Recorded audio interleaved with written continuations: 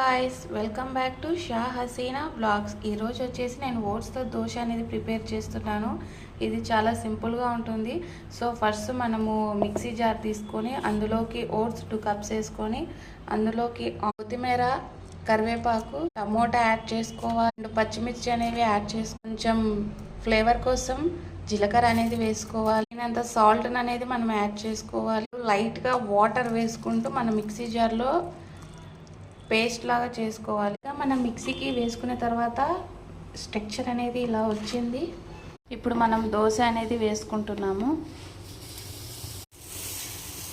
మనకి ఎంత సైజ్ కావాలంటే అంత సైజ్ దోశ అనేది వేసుకోవచ్చు.